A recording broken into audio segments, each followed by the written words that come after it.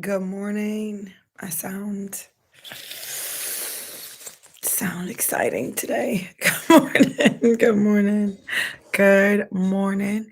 It is your girl, Pastor Courage Molina, Bold Faith Community Church. With our daily Bible reading today is day 41. Man, when you wake up praying and crying, you just sound crazy.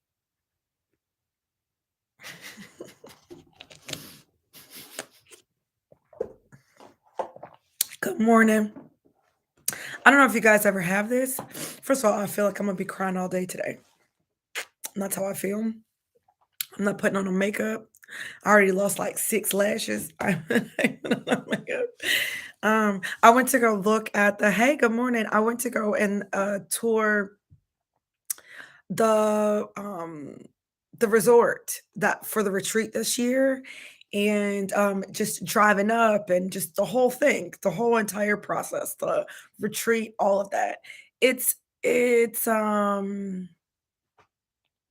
is overwhelming in the best way. I don't mean like it's a lot. It's not a lot. Not right now anyway. It's fine. But it's just so overwhelming to think that I prayed for this life, and I prayed to be able to encourage women in the word of God. And I was telling the lady, because we stayed and we had lunch there, telling her like I need to go live. I don't need to be telling y'all. Telling her just like how I remember thinking like, "Oh, it would be so cool if I could do this as a living." And now I do this, and that hotel is just gorgeous. It is gorgeous, y'all. And I just think, "Wow, this is actually like the Lord is actually using me. It's actually me. It's not somebody." Do you know what I mean? It's crazy. I mean, it's the Lord, but you know what I mean? Like he's actually using me. It's crazy. And I'm so it just makes me feel very listen, it is gorgeous.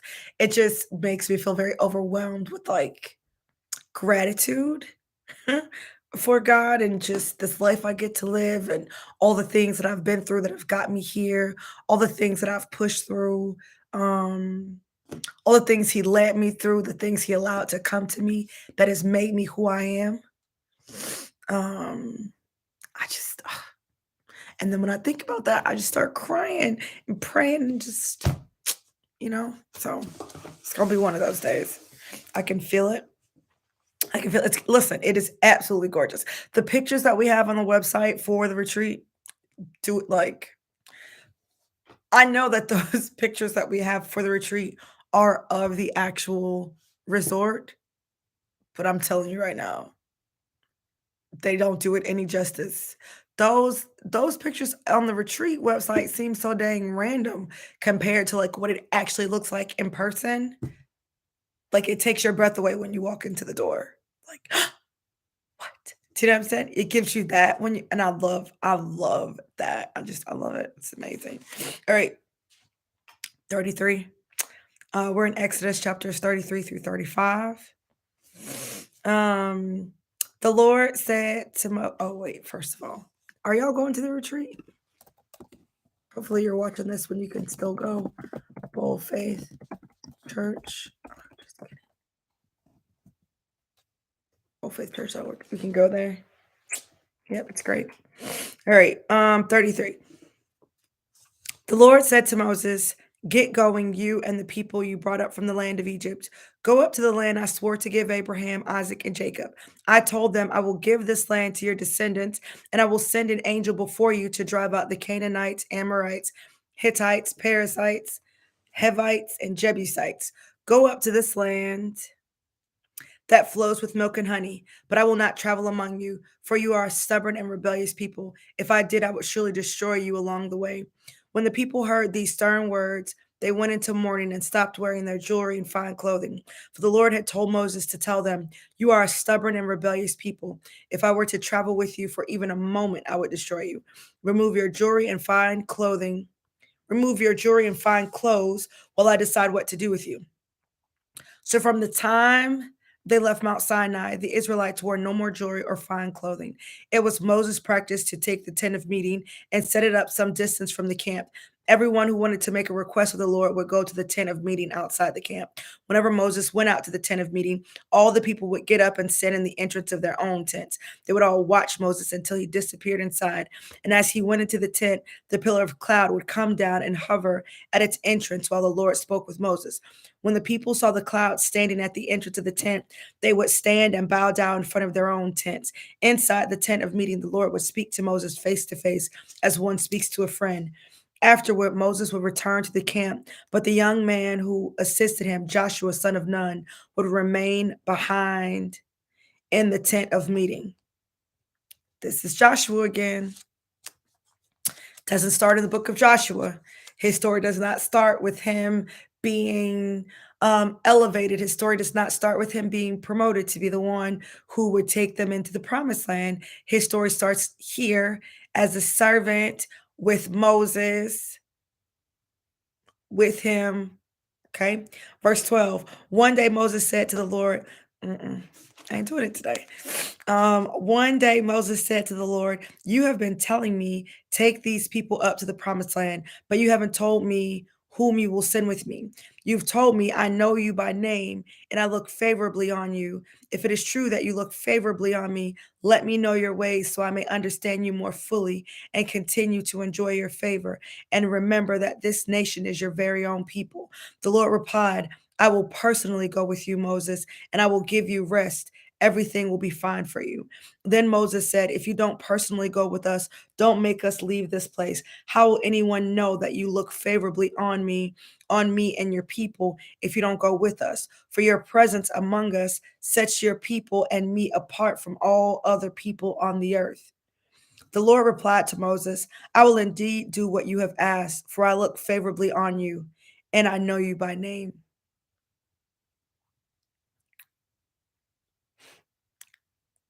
Moses responded, then show me your glorious presence. The Lord replied, I will make all my goodness pass before you, and I will call out my name Yahweh before you. For I will show mercy to anyone I choose, and I will show compassion to anyone I choose. But you may not look directly at my face, for no one may see me and live. The Lord continued, look and stand near me on this rock as my glorious presence passes by. I will hide you in the crevice of the rock and cover you with my hand until I have passed by. Then I will remove my hand and let you see me from behind. Whew, excuse me. But my face will not be seen. Can you imagine having this close of a relationship with God where he's like, okay, I'm gonna let you see me, but you gotta go hide in this little crevice, and then I'll keep you ain't gotta cover your eyes because I know you probably go peek, but I'm gonna cover your eyes and then I'm gonna go past you, and then I'll remove my hand so that you can look, but you can only see me from behind. You will not see my face. Can you imagine being able to have a conversation with God when he said, I don't know what I'm gonna do with these people. I'm tired of these people, and you being able to go in and intercede on behalf of those people and say, hey, God, we're your people. Show me show me your ways. That's a good prayer.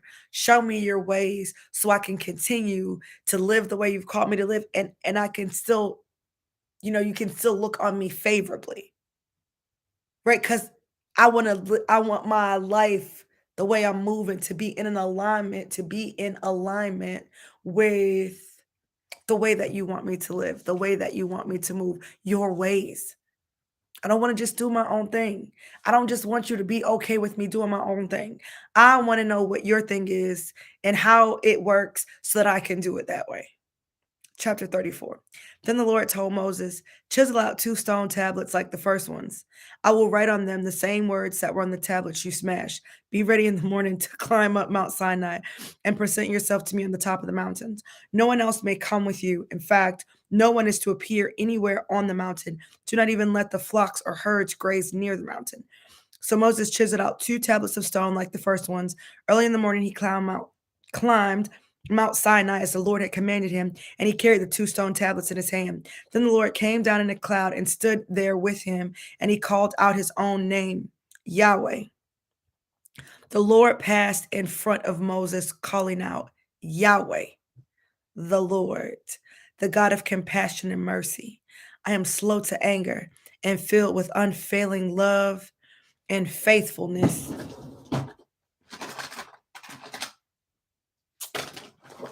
This is good. Hold on. I know I'm reading to y'all, but this is good. I need to. First of all these highlighters I don't have one blue highlighter near me because I don't normally study over here. Wow.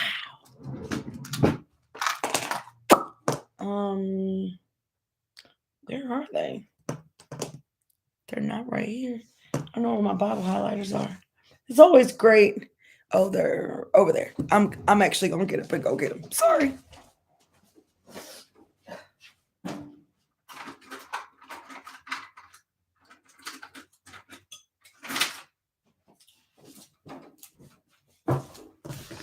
Even though I didn't plan on highlighting, it's always great to have your Bible highlighters with you when you're reading, in case there is something that you just cannot ignore. Verse 6, the Lord passed in front of Moses, calling out, Yahweh, the Lord, the God of compassion and mercy. I am slow to anger and filled with unfailing love and faithfulness. I lavish unfailing love to 1,000 generations. I forgive iniquity, rebellion, and sin. But I do not excuse the guilty. I lay the sins of the parents upon their children and grandchildren. The entire family is affected, even children in the third and fourth generation.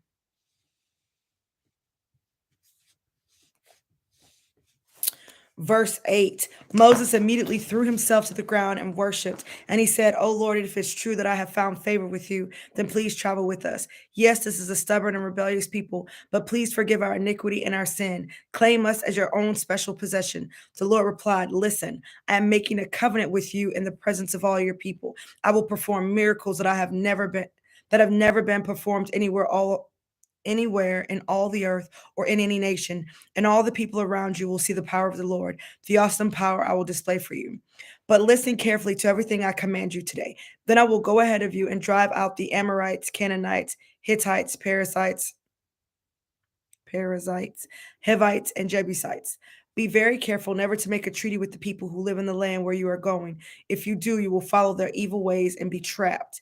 Instead, you must break down their pagan altars, smash their sacred pillars, and cut down their Asherah poles. You must worship no other gods, for the Lord whose very name is the God who is jealous about his relationship with you.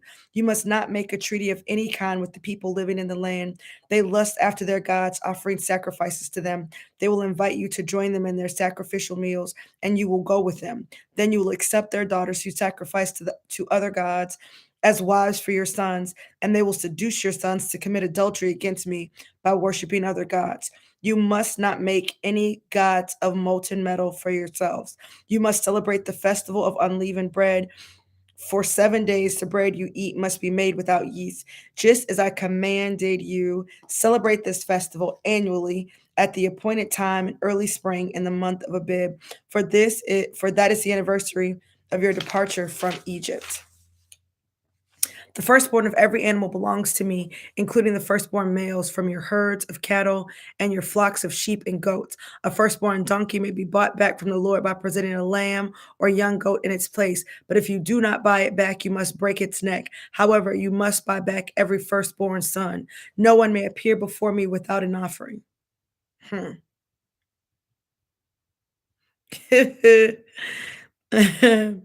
I'm just seeing what Ken put. You funny.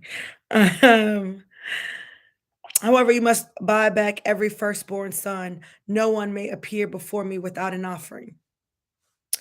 Verse 21, you have 6 days each week for your ordinary work, but on the seventh day you must stop working, even during the seasons of plowing and harvest.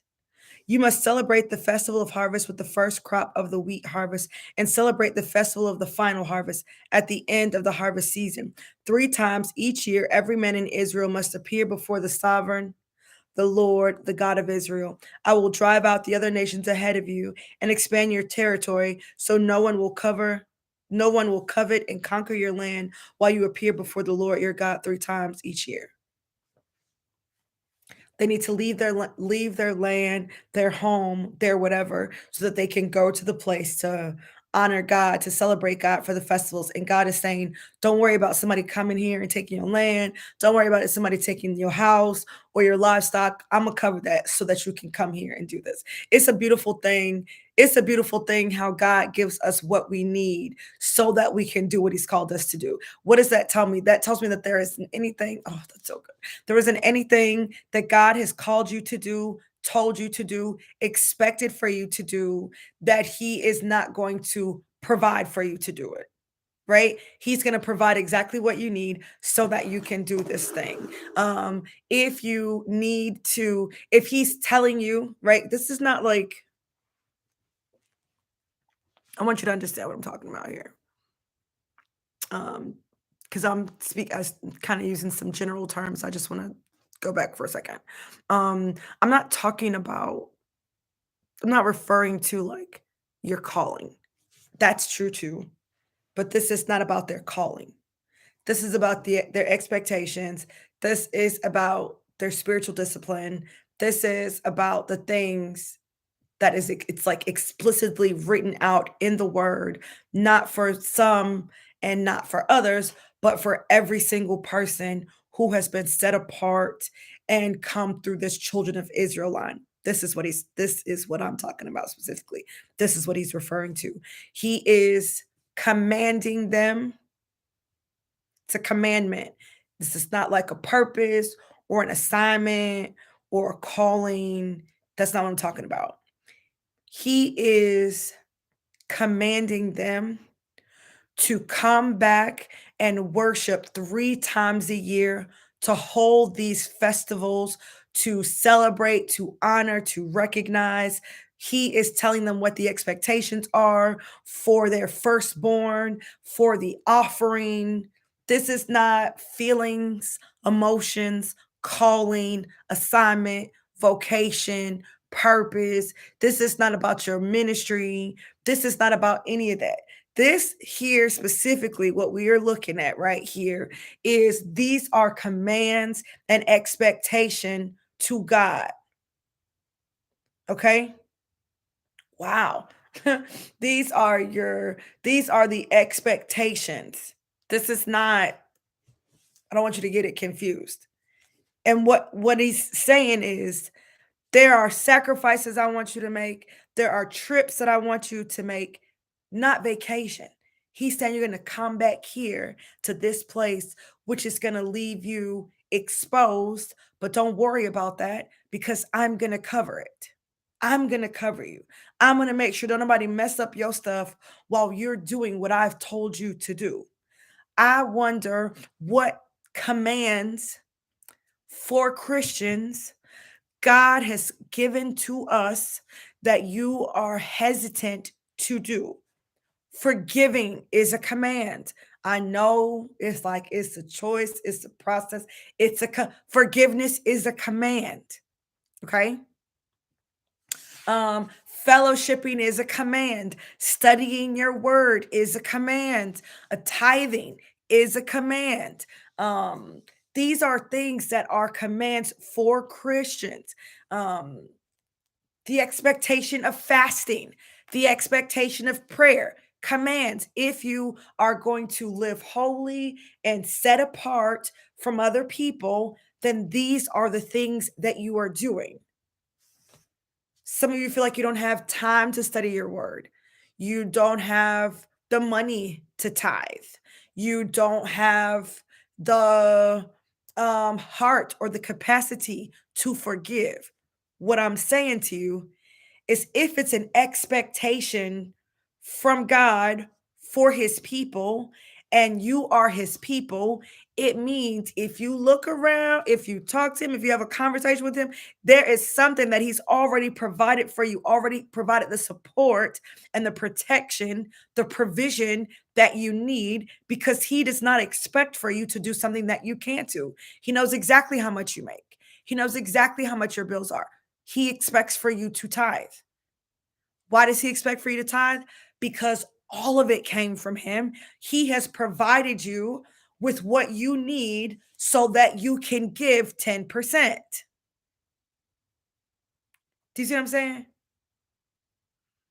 He has commanded you to forgive. He knows what they did to you. He knows how, he knows they not sorry. You are one with the Spirit of God. He has already given you what you need so that you can make the decision today and say, I forgive them. It doesn't take the pain away. It doesn't mean that you are healed, but He has given you the Spirit of God. He's given you what you need so that you have the capacity to forgive. You don't have time to study the word. You are alive and breathing. He has given you 24 hours. He has given you breath in your lungs. He has given you cognitive brain function. He has given you what you need so that you have time to study. He has given you time. Support, look at that support, right? So anything God has commanded from his people, he does not expect for us to do that and not have his support. He's giving you, he's not asking you to do something you don't have the capacity to do. He's not asking you to do something that you can't do. He's telling you to do it so it can get done. Okay. Verse 25. You must not offer the blood of my sacrificial offerings together with any baked goods containing yeast, and none of the meat of the Passover sacrifice may be kept over until the next morning. As you harvest your crops, bring, this is an agricultural economy. Oh, we have a currency. We have currency. They didn't have currency. So they didn't get paid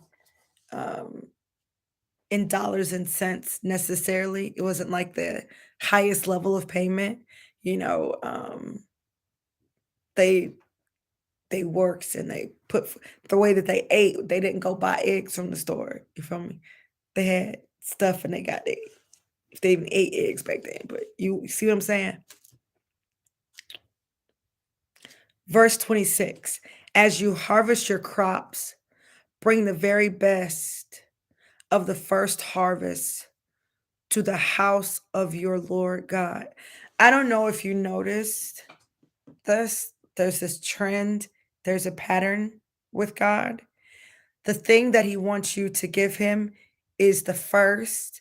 And the reason He wants you to give Him the first, it's also the best, right? So the firstborn, culturally, for Israel, as their culture, not covenant, culture, the firstborn was the greatest blessing, firstborn male. Greatest blessing, highest value. It's the best thing you got. You got one son and 10 girls. Highest value, culturally speaking, is that firstborn son. If you have a harvest and you're bringing it all in, it's the first. It's not what's left over. And it's the best. You have these livestock, flocks, herds of cattle, sheep, goats, donkeys. He wants the firstborn. He wants the thing that is unblemished.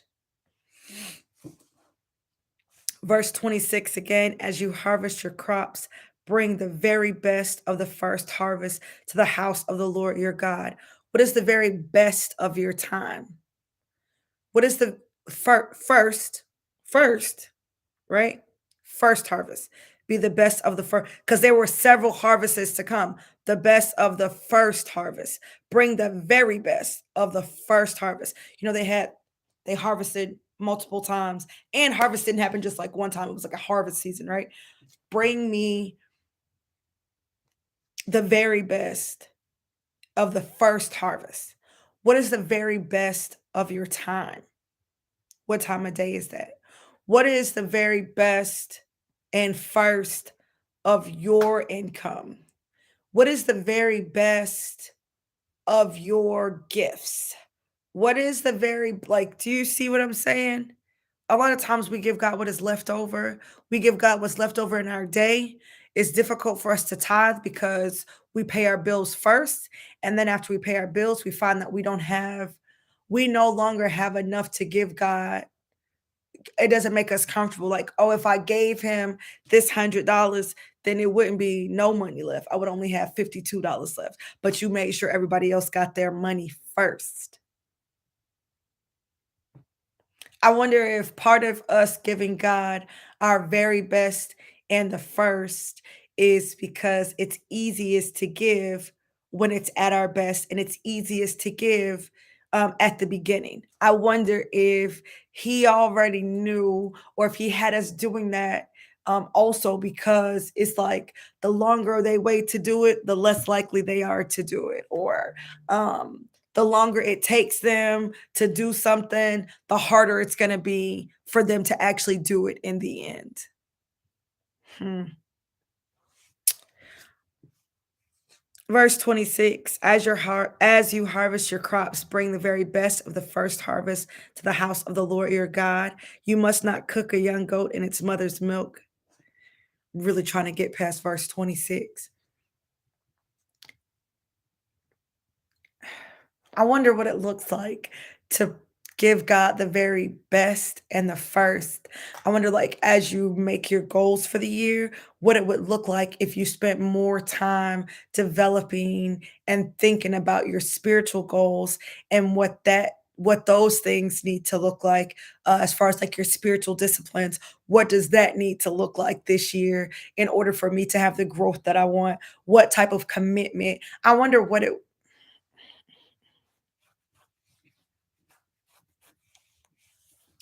I'm trying to move on. I wonder what it would look like if the first goal that you set wasn't one for your income or wasn't one for your business or if it wasn't one for your health and wellness. I wonder what it would look like if you spent 2 or 3 days praying and fasting, join us for the fast, about what your spiritual growth goals are, right?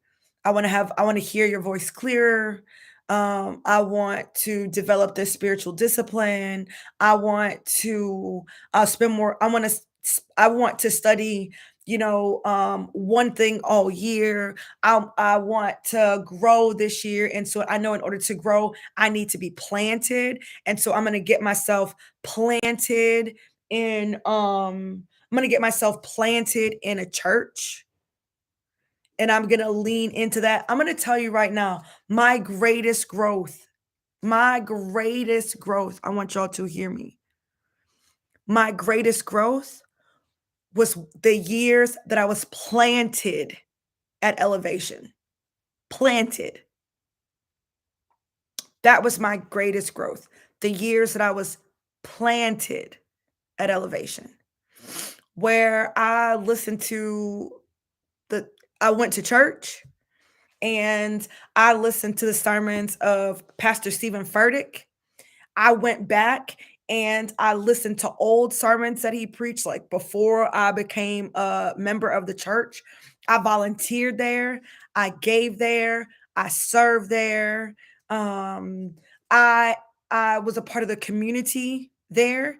I leaned into being a part of the community, reaching out to people that I saw coming on a regular basis, talking to them, connecting with them. Um, I said this yesterday and I'm going to say it again today. If my church was having something, whether it was a festival or it was a Christmas party or it was something I had to pay for my kids to do, I did that thing with my church. Um my Bible study was based on outside of like something personal that I needed. So being a wife, y'all know that's a part of my testimony. Reading everything that had to do with being a wife and a godly wife and all of those things. That was like for me personally, but my general Bible study was whatever Pastor Stephen was teaching on. I didn't study anything else. And I'm not saying that you can't study what you want to study, but I'm telling you, my greatest growth, right? My greatest growth was when I stayed planted. Did I go to other things? If I was invited to something else, I might have gone to something else if I was invited to something else. Um, but my first home, my first time, my first dollar, my first talent went to my church, period. And in the years that I was planted at Elevation, and I don't mean that everything was perfect there. There were times where I was frustrated. There were times where I was pissed off by people who worked for Elevation. There were times that I was upset. I mean, it was not a perfect situation, but I was planted there. I don't expect perfection. So that's another thing too. You got to kind of grow up a little bit. I didn't expect perfection, but I knew that that was where God was growing me, and I didn't uproot myself. You know what I'm saying? I stayed planted there.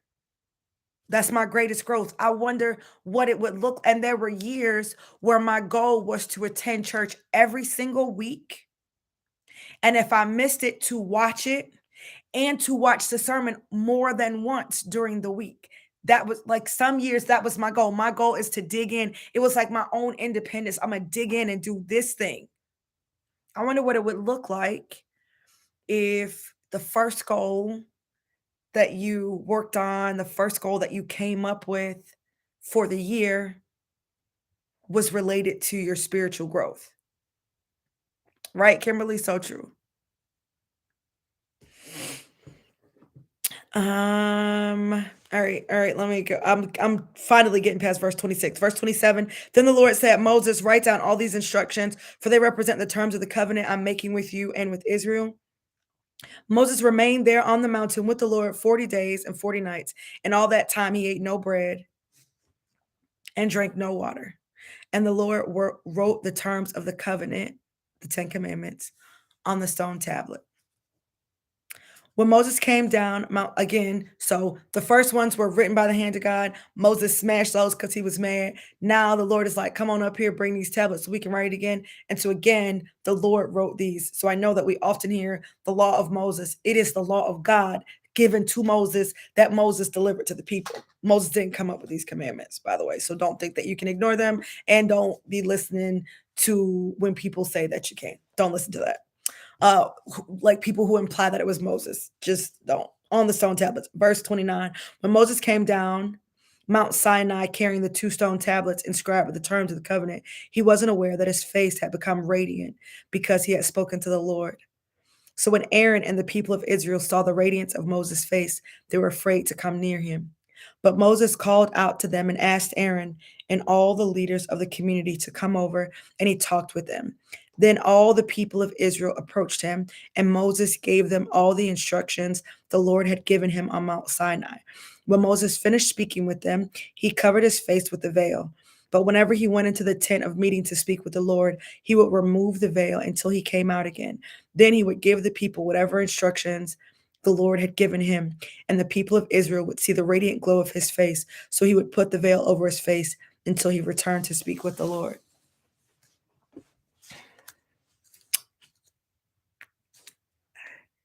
The radiance of being in the word of God. He spoke to the Lord.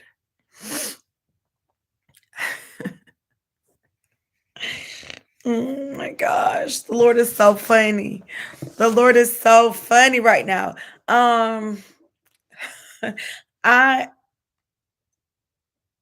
wonder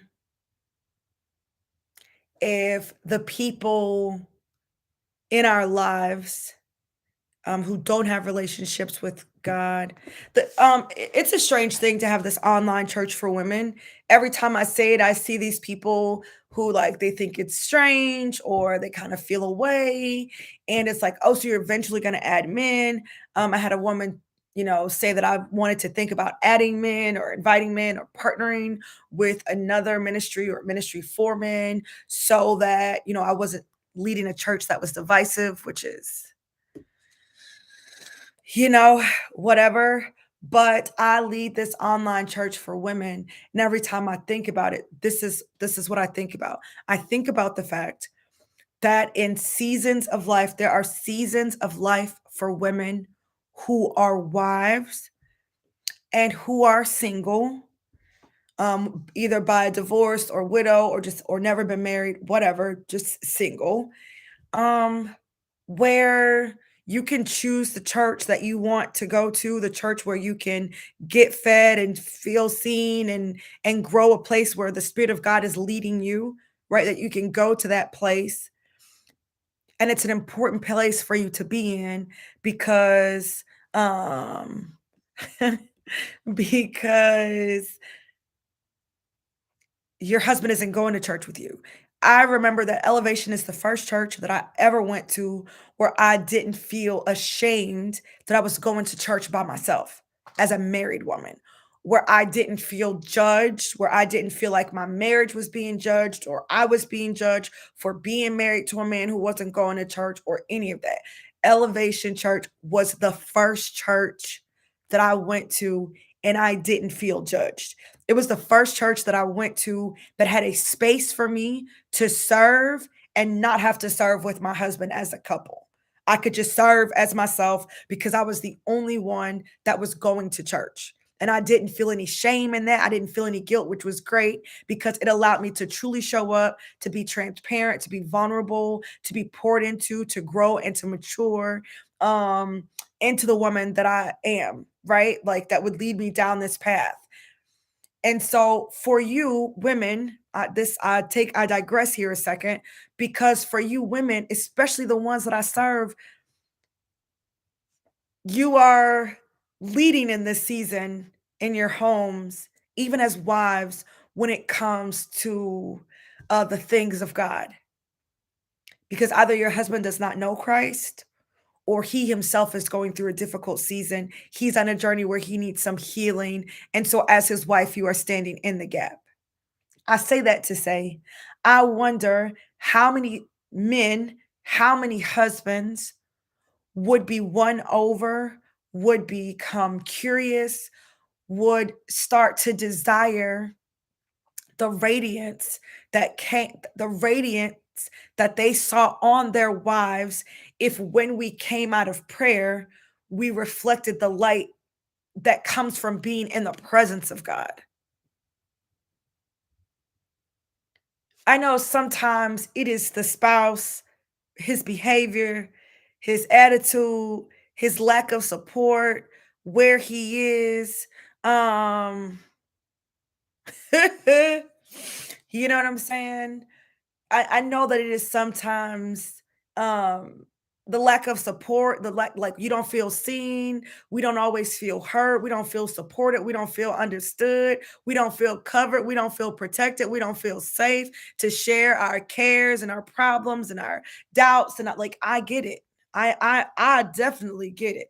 And so sometimes that is the thing that drives you into the arms of God. Sometimes that's the thing that drives you into prayer. So the person that you've been praying about, or the person who has caused you pain, that has led you to God to get some relief or to get some strength or to get some support, is the very person waiting outside that room, waiting outside that closet. And so maybe there is a radiance that you get, but you veil your face and so they can't even see that we've been with God. They can't even see the benefit. Okay, well, you go in that closet to pray, and that's why you're staying married to me. But when you come out, you still don't look any nicer, any softer, any more loving. You still are not coming out with anything that I might desire or be curious about. You're not coming out of that closet with anything that makes me want to go into that closet. There isn't anything that I can see about you, feel about you, get from you that makes me wonder what's going on in this closet that she's going into. The dogs are crated now. And when I let Kingston out first, because he's the noisiest in the morning, I let Kingston out first. And when I let Kingston out, he goes right to Thor's kennel and he's snuffing Thor's kennel. And then I let Thor out. When I let Thor out, because Thor has a cover. Kingston goes into Thor's kennel, which he can only fit his head in there because that's how small the kennel is. And Thor goes into Kingston's kennel. Do you know what they're looking for? They're looking to see if the other one left any treats. because they know, I know something good was in there that you was just in there. If I am in a room, if I'm in this room and I give one of them a TREAT and they come out licking their lips, the other one comes in the room. Why? Because they can see, oh, you got something good in there. Oh, I don't know what she gave you, but you look like, they look at each other's face like, ooh, you look like you got something good in there. I'm about to go in there after you to find out what was in there. I'm about to investigate this. Moses spent time with God, in the presence of God. And because he was in the presence of God, speaking to God, so close to the light, right? There was a radiance about him that could be seen, so much so that people were a little afraid to approach him. They were amazed by it. I wonder if when we come out of prayer, come out of church, come out of our time in the word, if there is something that we take out to show that we have been spending time with God, something that would draw, that would cause them to revere, that would cause them to have reverence, that would cause them to get curious.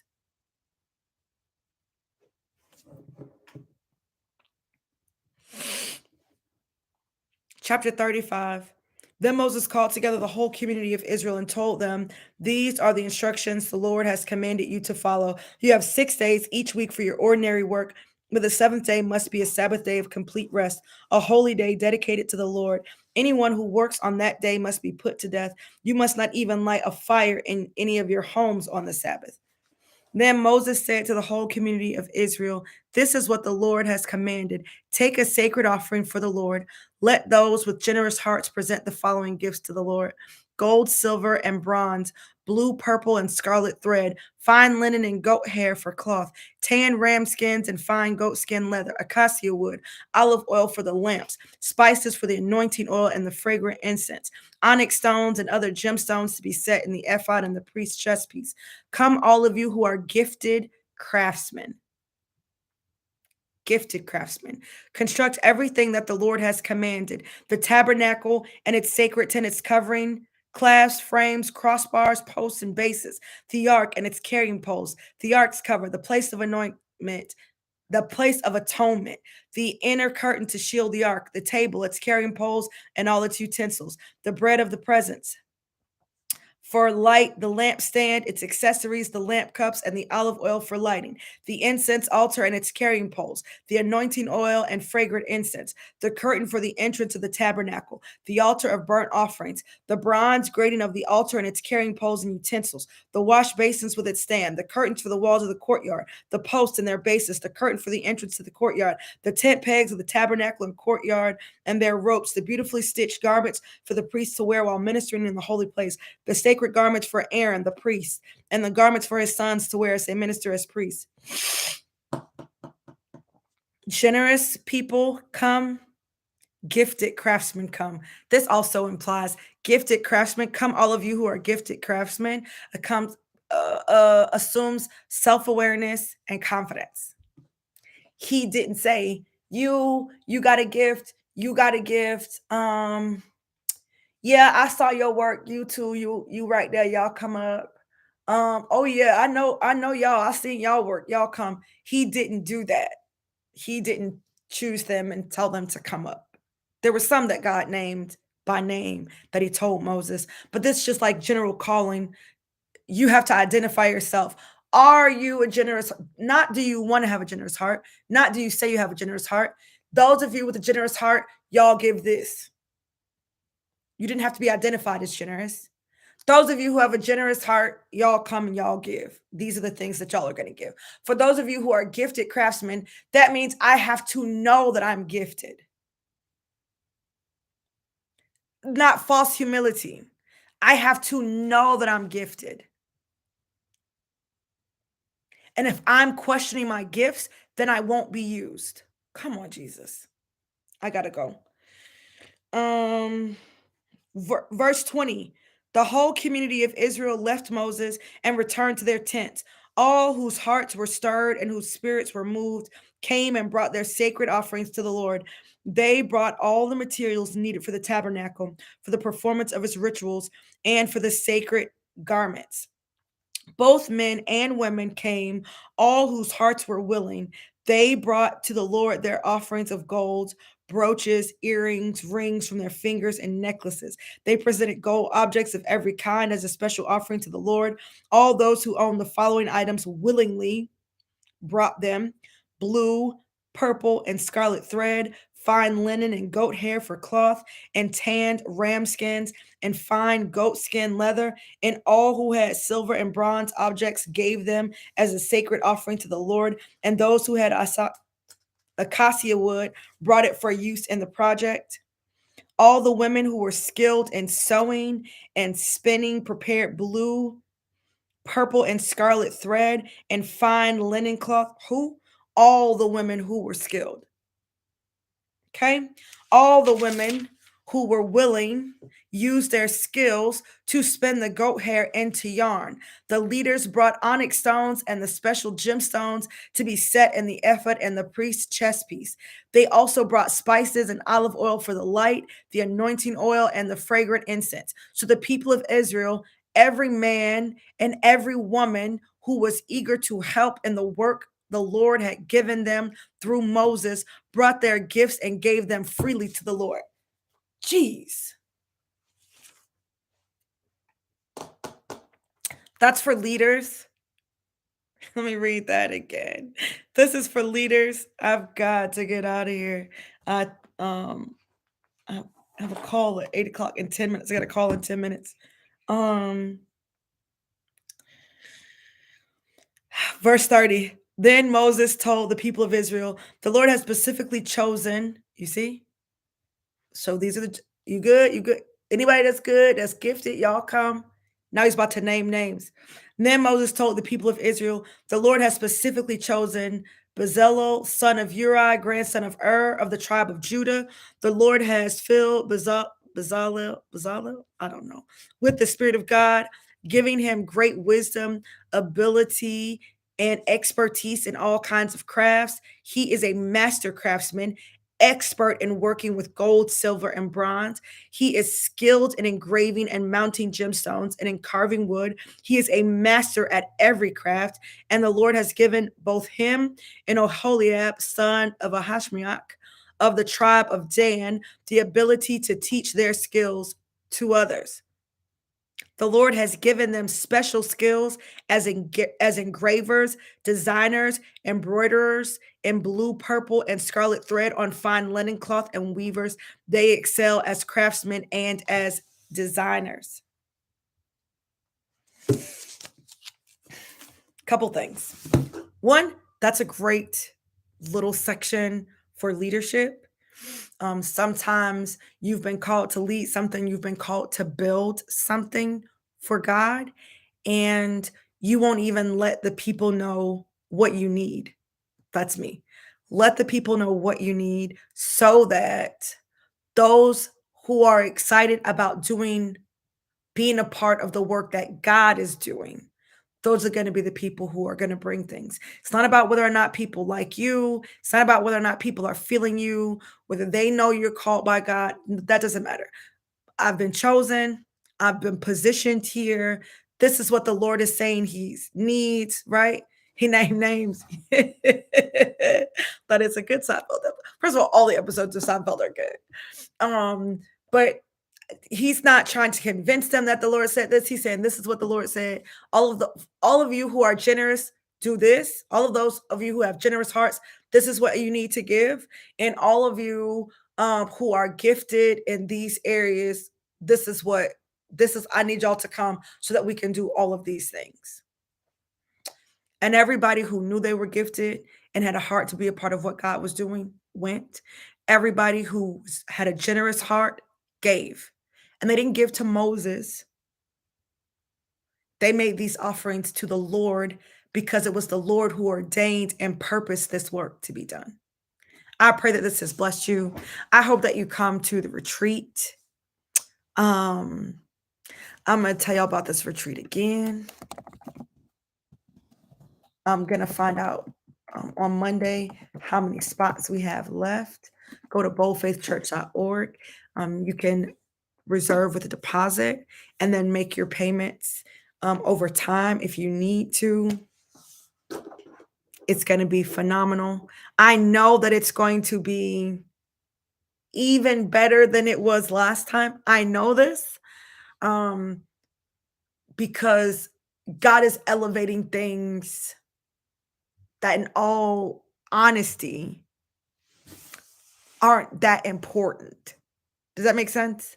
So it's going to be a great retreat. The Lord's going to show up whether we do it in a tent or whether we do it at the Taj Mahal. You feel me? Like it's going to be a great thing.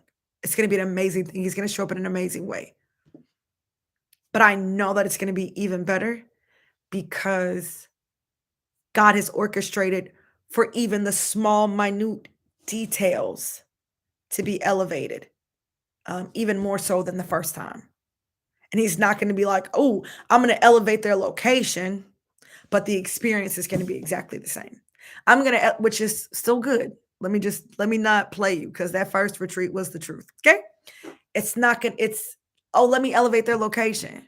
And then it's going to still be the same experience, or the experience isn't going to be as good as the last experience. Why bother elevating the location? We know that God is not the type where he's just looking at how things look. Man, y'all better come to this retreat. I can't wait to see y'all. Be sure to like this video. If you like this video, share. I'll see y'all tomorrow at 7. Yeah. Okay. Love y'all. I'm glad you were blessed, Kimberly. Love y'all. Later.